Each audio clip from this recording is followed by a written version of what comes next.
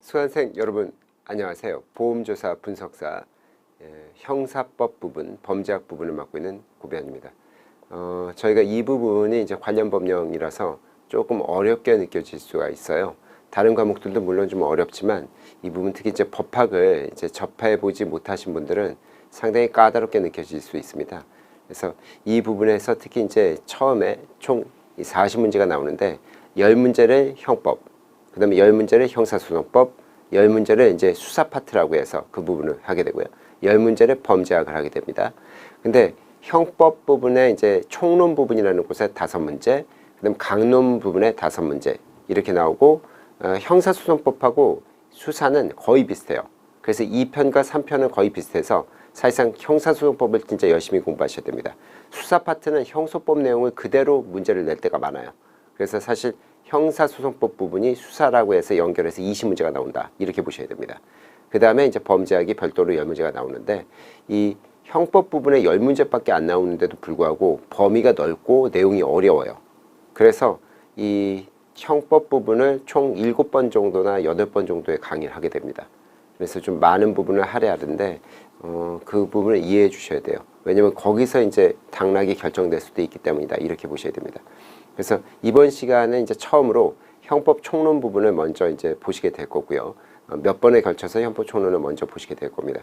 그래서 내용들 잘 숙지하시길 바란다는 말씀드리면서 그러면 이제 시작해 보도록 하겠습니다.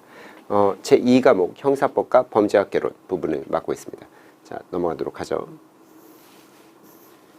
첫 번째 시간으로서 이제 형법 총론 부분이라고 해서요. 형법 총칙 이렇게 부르는 부분입니다. 여기서 이제 처음에 이 형법의 의의부터 보시도록 하겠습니다. 형법이라는 게 도대체 뭐냐? 그러면 결국 이제 범죄자를 처벌한다는 그런 규정들을 담고 있는 거예요. 그럼 범죄자를 처벌한다는 규정을 담고 있다는 것은 어떤 기능을 하냐? 그러면 보호적 기능이라는 게 사회 보호 관점이라는 겁니다. 사회를 보호한다는 관점이고요. 그래서 여기 보시는 것처럼 사회 질서를 보호한다 이렇게 부르는 겁니다. 그 다음에 이 보장적 기능이 있는데 이 보장적 기능은 인권 보호예요. 그러니까 인권 보장이죠. 그래서 사회 질서의 보호와 인권 보장. 근데 인권 보장일 때 이 인권이 국민의 인권이라기보다는 범죄인의 인권입니다.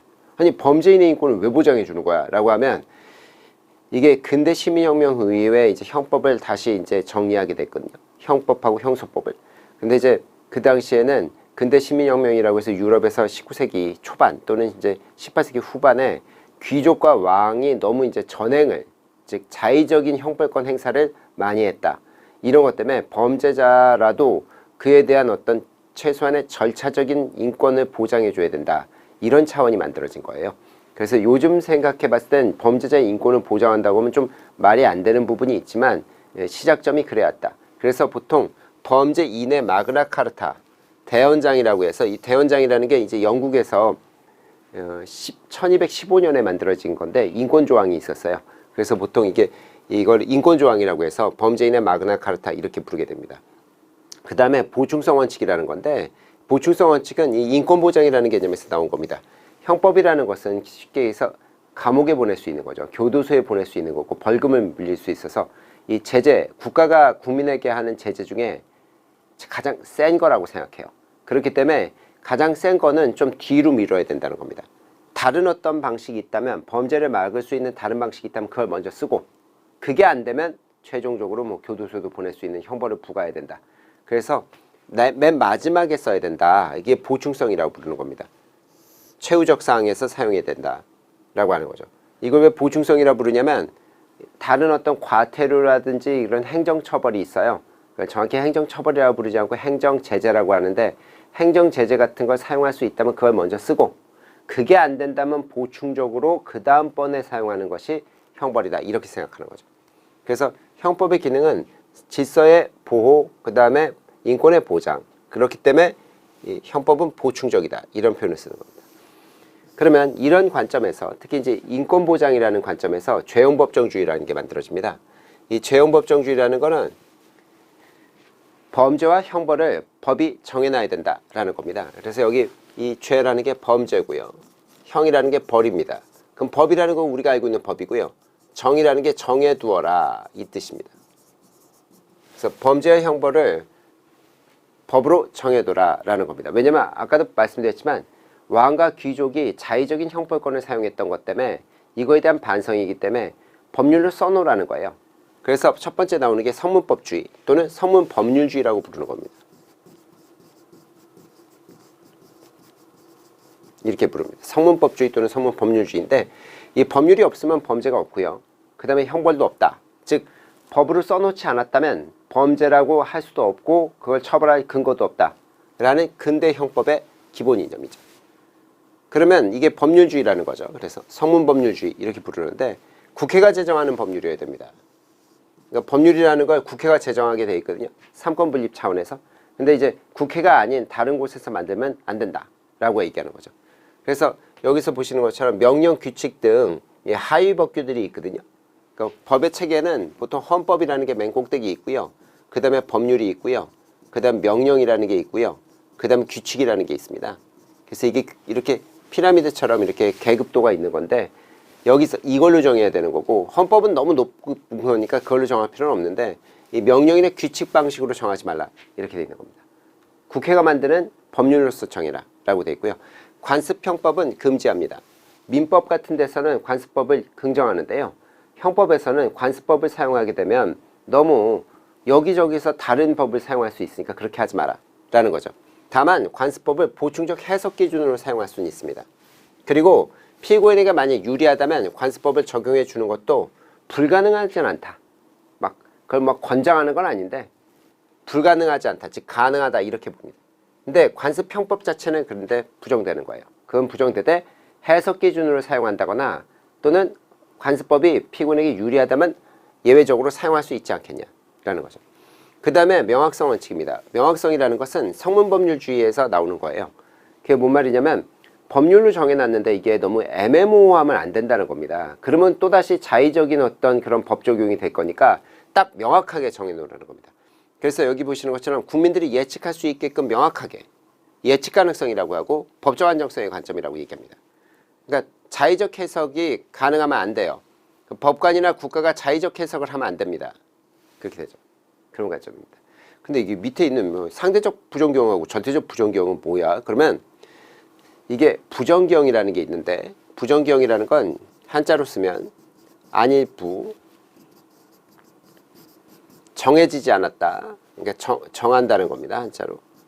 이렇게 쓰죠. 그 다음에 기라는 게 기간.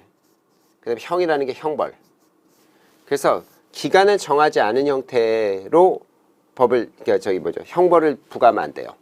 그러니까 쉽게 해서 제가 범죄자고 우리 수험생하고 여러분들이 만약에 판사시면 저한테 제가 잘못한 게 있으면 징역 3년에 처한다. 뭐 5년에 처한다. 뭐 벌금 1,500에 처한다. 이렇게 딱 정해 주셔야지 이걸 뭐 애매모호하게 이렇게 하면 안 돼요. 네가 교도소 가서 잘하면 1년 만에 나올 수 있고 안 되면 너 10년 사는 거고 이런 식은 안 돼요. 이걸 부정경이라 부르는 겁니다. 아니면 그런데 그건 안 되는 건데 특히 절대적 부정경은 절대 안 됩니다. 절대적 부정경은 뭐냐면 일단 교도소 가봐. 그래서 거기서 잘하면 뭐 하루 만에 나올 수도 있고 안 되면 너 평생 종신형이지. 이런 식으로 절대적으로 그런 식으로는 절대 안 됩니다. 그래서 절대적으로 인정되지 않고 상대적 부정경은 아주 예외적으로 성인한테는 안 되고요. 청소년 범죄자들, 보통 소년 범죄라고 하는데요. 소년 범죄자가 몇 살이냐면 14살부터 18살이에요. 아니 선생님 촉법이라는 거 있어. 그건 나중에 말씀드릴 건데 10살부터 13살은 촉법이라고 부릅니다. 근데 촉법은 교도소에 가는 게 아니라 소년원 가는 거예요. 많이 가봐야. 그러니까 근데 14살부터 18살은 소년원 갈 수도 있고요. 또는 교도소 갈 수도 있어요. 뭐 사람을 죽였다거나 중대범죄는 교도소 보냅니다. 소년교도소가 있어요. 그래서 이 소년 범죄자들한테 2년 이상의 징역, 즉 교도소를 보낼 때는 그러니까 소년원 말고 그런 경우에 있어서는 상대적 부정경을 내릴 수가 있어요. 그러면 보통 어떻게 되냐면 네가 가서 교도소 가서 소년교도소 가서 그게 만약에 잘하면 2년 만에 나올 수 있고 못하면 4년 걸릴 거야. 뭐 이런 식으로. 그래서 판사님이 제가 만약 17살인데 교도소를 보내야겠다 그러면 이렇게 하는 거예요. 징역 2년에 4년 이렇게 부르죠. 징역 2년에 4년이라는 게 뭐냐면 네가 잘하면 2년 만에 나올 것이다. 2년만 채우면. 하지만 못하면 너 4년 걸릴 것이다. 이런 식으로 하는 게 있어요. 근데 성인한테는 그렇게 못 해줍니다. 성인은 19살 넘으면 무조건 딱 정해줘야 돼요. 그런 게 있죠. 그래서 상대적 부정경은 소년 범죄자한테는 허용되고요. 근데 이게 성인한테는 안 되는데 뭐 절대적 부정경은 뭐 성인이든 청소년이든 절대 안 됩니다. 그 다음에 유추해석 금지라는 게 있습니다. 유추해석 금지에서 이 유추라는 게 유사한 걸 추리한다는 뜻이에요. 유사한 걸 추론한다, 추리한다 이러는 거죠. 그러니까 일정한 어떤 게 법률이 없는 경우 유사한 거를 갖다 쓰는 겁니다. 근데 그건 절대 안 된다는 거예요. 형법에선. 이것도 민법에선 가능해요. 근데 형법에선 안 돼요. 왜냐면 비슷한 걸 갖다 쓰기 시작하면 오만 잡스러운 거 다 비슷한 거 갖다 와서 처벌할 거니까 그러면 사실상 서문 법률주의가 깨진단 말이죠. 그래서 이때는 안 된다. 그래서 여기 보시는 것처럼 형법에서는 유추해석이나 확장해석을 원칙적으로 금지합니다. 다만 여기서도 피고인한테 유리하면 가능해요.